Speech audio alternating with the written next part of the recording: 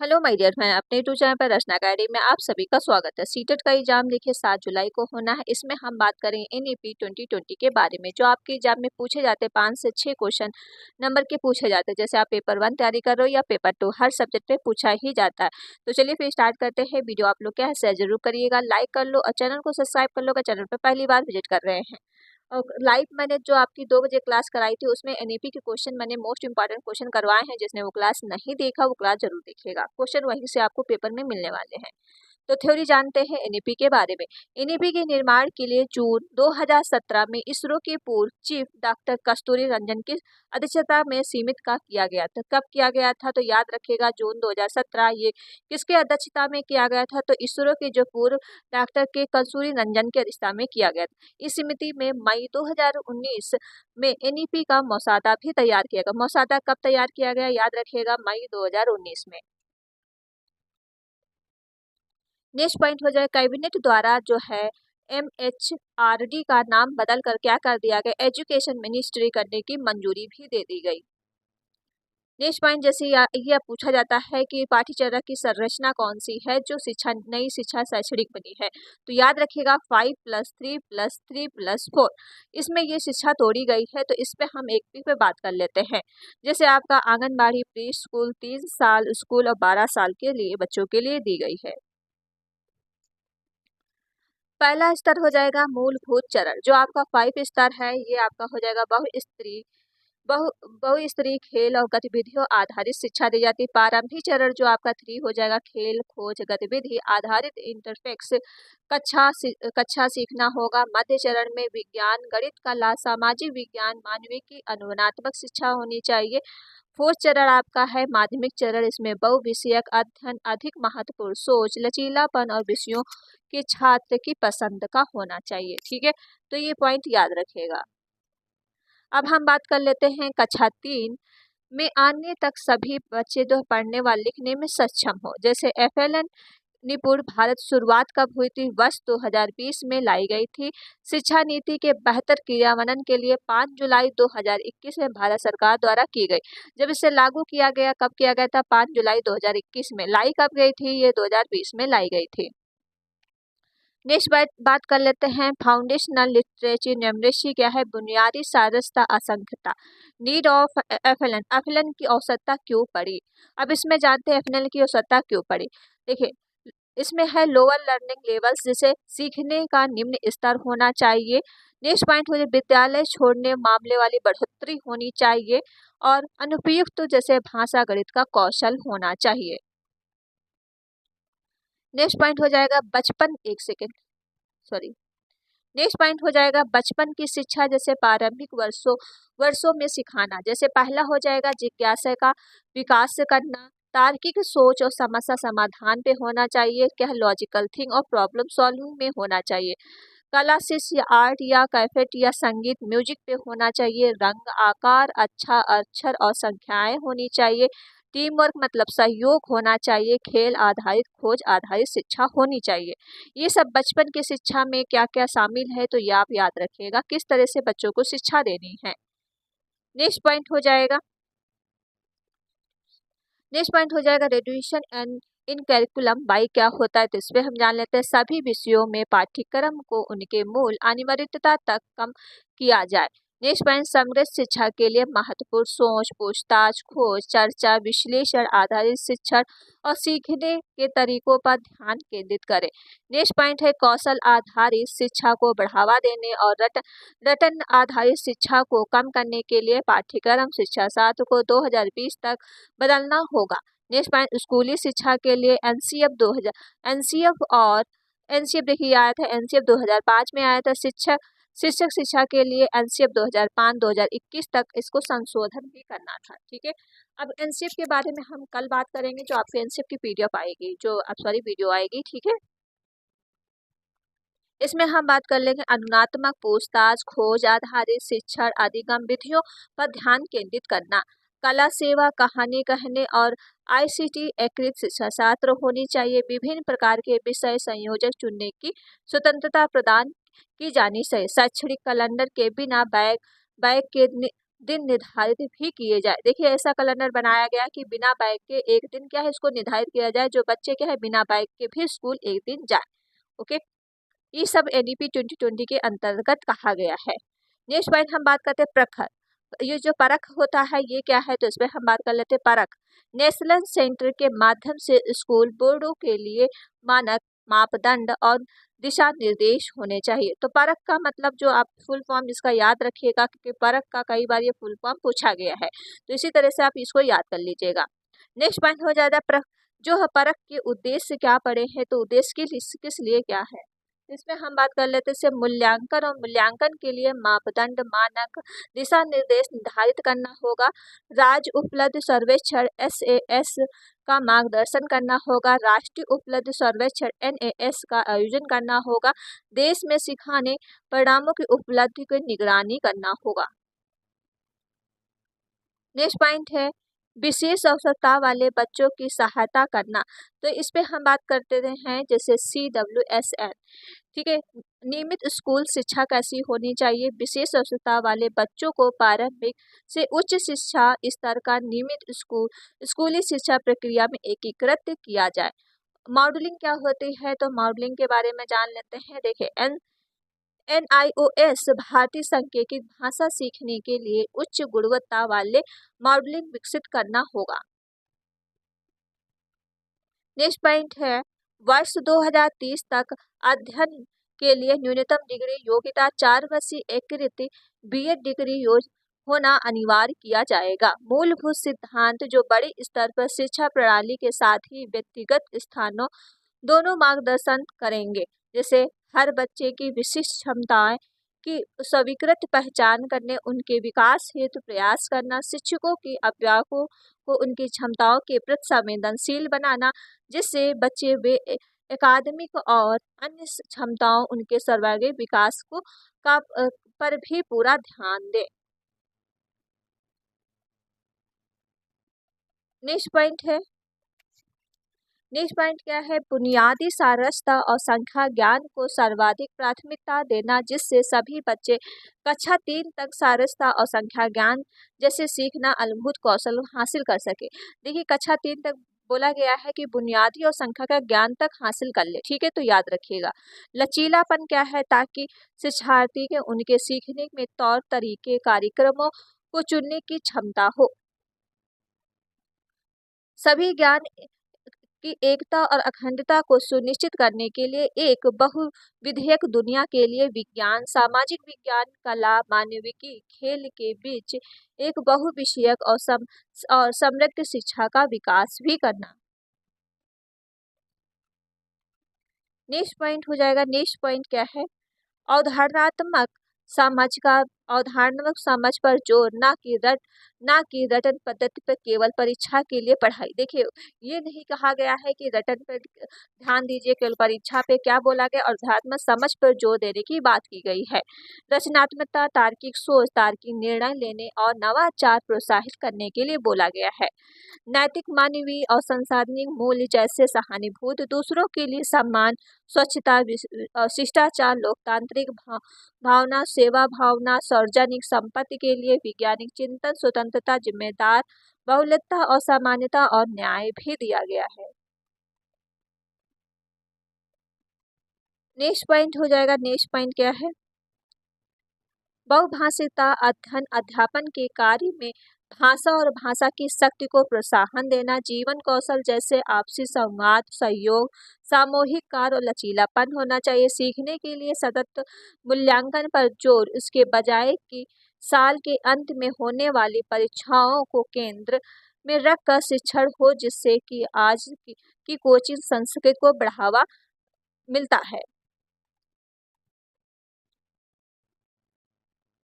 Next point हो जाएगा तकनीकी के यथासंभव उपयोग पर जोर, अध्ययन अध्यापन कार्य में भाषा संबंधी बाधाओं को दूर करने के लिए दिव्यांग बच्चों के लिए शिक्षा में सुलभ बनाने के शैक्षणिक नियोजन प्रबंध में सभी पाठ्यक्रम शिक्षा साथ और नियमित स्थानीय संदर्भ में विविध और स्थानीय प्रवेश के लिए सामान हमेशा ध्यान में रखते हुए कि शिक्षा एक समवर्ती विषय है।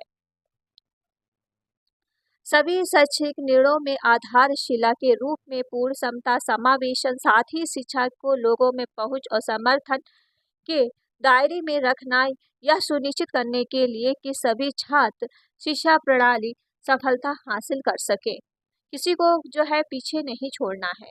नेक्स्ट पॉइंट हो जाएगा स्कूली शिक्षा में उच्च शिक्षा तक सभी स्तरों को शिक्षा पाठ्यक्रम तालमेल प्रारंभिक बाल्यावस्था देखभाल और तथा शिक्षा से।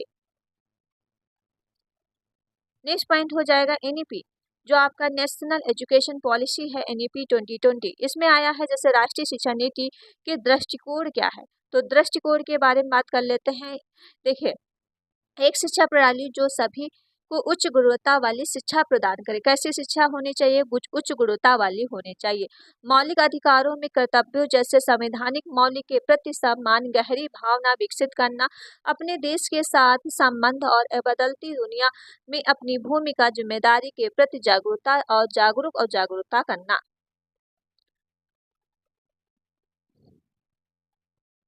नेक्स्ट पॉइंट हो जाए कि प्रिंसिपल ऑफ एनईपी 2020 क्या है, जैसे सभी पाठ्यक्रम अध्ययन और नीति विधियों को स्थानीय संदर्भ के लिए सम्मान देना, सामाजिक सहभागी देना, परीक्षाओं के लिए रटने और सीखने के बजाय वैचारिक समझ पर जोर देना।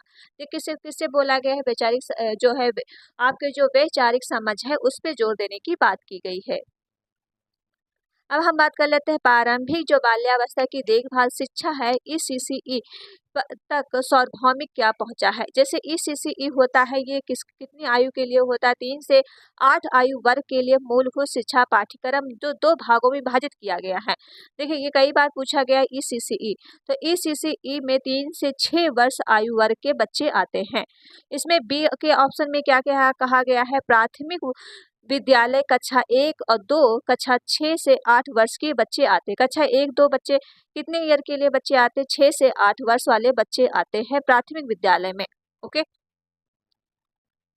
3 से 6 वर्ष के बच्चों के लिए सार्वभौमिक पहुंच आंगनबाड़ी या प्री स्कूल मुक्त सुरक्षित उच्च गुणवत्ता वाले ईसीसीई तक पहुंच हो।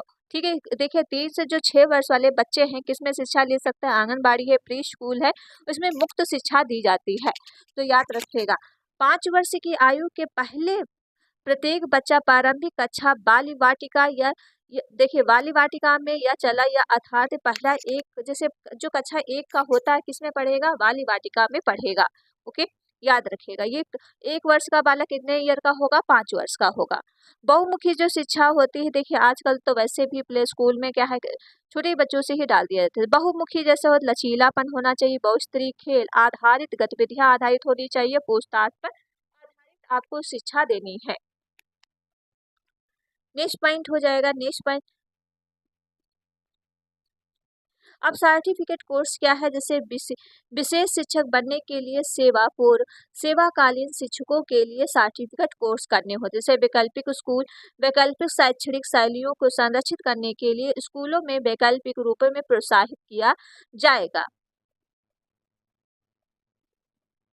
दिया है सभी स्तरों पर व्यावसायिक और शिक्षा को एकीकृत करना, जैसे अभ्यास आधारित पाठ्यक्रम, जैसे ग्रेड आपका 6 से 8 के लिए अभ्यास आधारित पाठ्यक्रम उचित रूप से डिजाइन किया जाएगा। ये जो है ग्रेड कब दिया जाएगा? 6 से 8 कक्षा वालों को ग्रेड दिया जाएगा।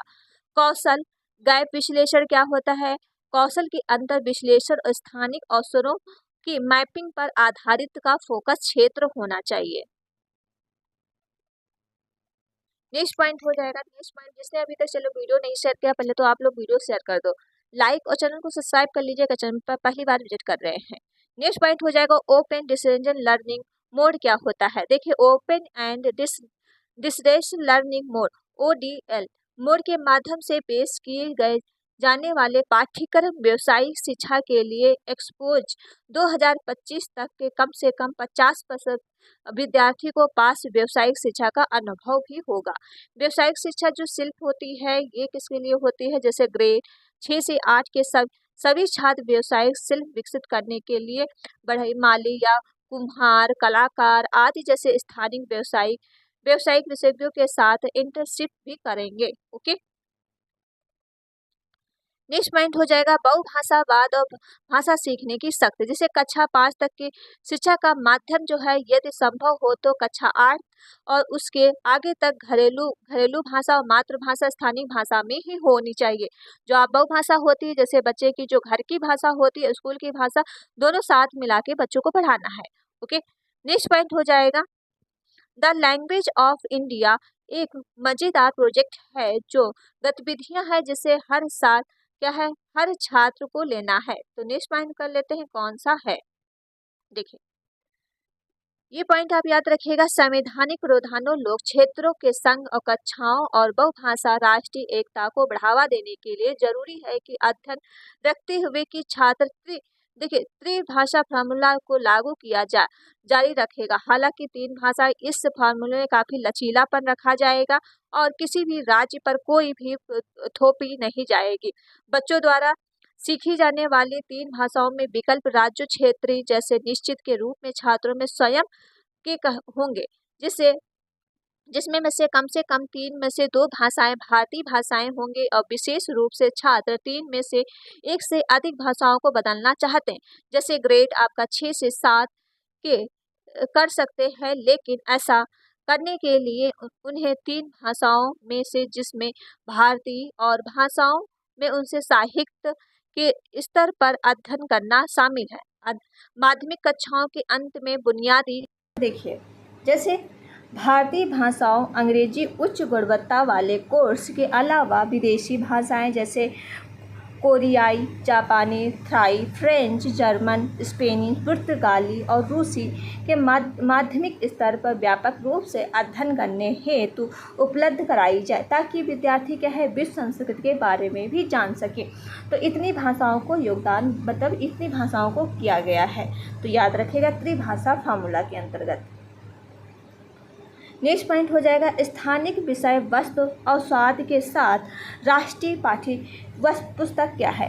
देखिए स्कूली पाठ्यक्रम को बोझ में कमी और बढ़े हुए लचीलेपन रटकर सीखने के बजाय रचनावादी पे किस पे जोर दिया गया है, रचनावादी तरीकों सीखने पर नए सिरे जोर के साथ स्कूल की पाठ्य पुस्तकों के बदलाव होने चाहिए। रट कर बच्चों को नहीं सिखाना है, लचीलेपन से सिखाना है और रचनावादी पे जोर दिया गया है।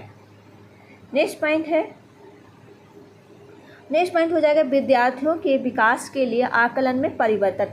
हमारी स्कूली शिक्षा प्रणाली की संस्कृत के आकलन के उद्देश्य को योगात्मक जो मुख्य रूप से रटकर याद कराने के कौशल को ही जांचता है और हटाकर नियमित रचनात्मक आकलन की ओर ले जाना होगा जो अधिक दक्षता आधारित है। हमारे विद्यार्थी सीखने और उनके विकास को बढ़ावा देता है। आकलन का प्राथमिक उद्देश्य प्रस्ताव सीखने के लिए होता है।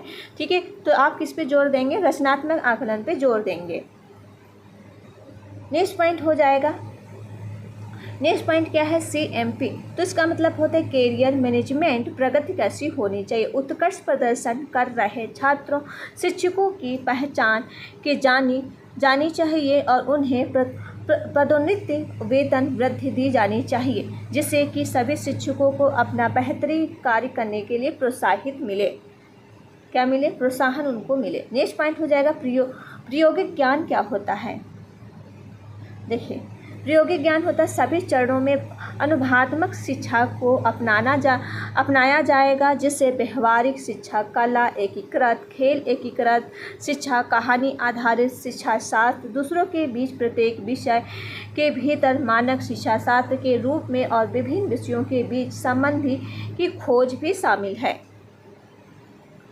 चलिए इतना ही था, मोस्ट इम्पॉर्टेंट था जो आपका NEP 2020 पूछा जाता है। यहाँ से जितने भी क्वेश्चन बनेंगे आपके, ठीक है, तो ये मोस्ट इम्पॉर्टेंट यहीं से क्वेश्चन बनेंगे। जो मैंने लाइव की क्लास आज 2 बजे कराई है उसमें मैंने NEP के 2020 जितने क्वेश्चन बन सकते सारे मैंने क्वेश्चन उसमें ले लिए।